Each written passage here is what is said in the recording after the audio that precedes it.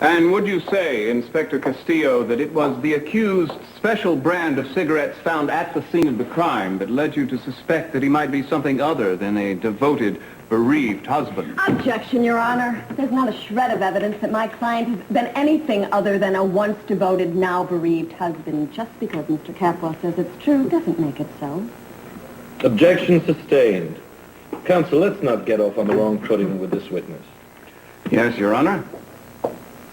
Inspector Castillo, when you confronted the accused with this evidence, did he then admit that he had been in Santa Barbara and in that bungalow? No, he continued to deny it. Well, when did he finally change his story? When I told him I had an eyewitness who claimed to have seen him in town the day before his wife died. Mm-hmm. And this was only the first in a whole string of lies that he told you, was it not? Objection, Your Honor. Counsel is characterizing testimony that's already elicited. He's also anticipating the witness's future remarks.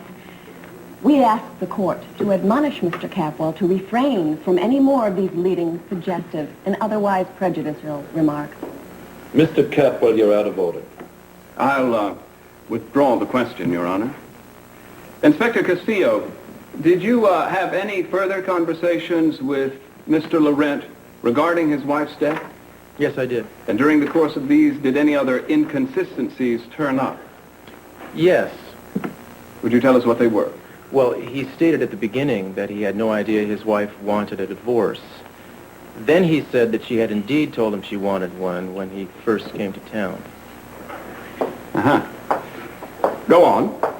Well, he told me then that he'd gone back east until he was notified of the crime. He claimed he'd been working at home with the phone off the hook and checking with his secretary periodically.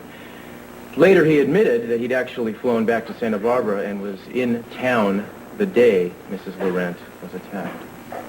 Anything else? Yes, I found a pair of cufflinks in his suitcase. And since all of his shirts had buttons, I asked him if he was missing a shirt. He denied that. It was only later, after traces of his wife's blood and tissue were found on those cufflinks, that he decided to tell us where to find the shirt he had been wearing that day. It was exactly where he said it would be. And what condition was the shirt in? There was blood on it. It was the same type as Madame Laurent's. Quiet.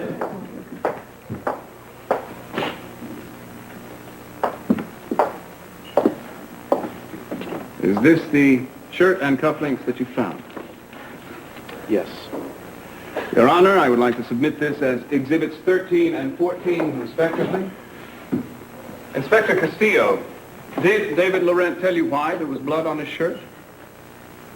Well, he told me he'd found his wife lying on the floor, bleeding, that he tried to revive her, that he believed she was dead, and then he ran out. Mm-hmm. Well, at least the part about running out can be substantiated. I will produce an eyewitness who will testify that he saw the accused fleeing the scene of the crime only moments after the medical examiner estimates that Madeline suffered brain damage. I object to the use of the word fleeing. The prosecutor is again coloring the evidence in advance of the jury hearing it. Also, the medical examiner only estimated the time of the attack. So for the counsel to say that my client left moments after is once again misleading and once again prejudicial.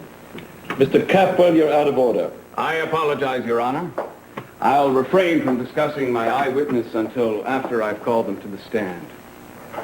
One last question, Inspector Castillo.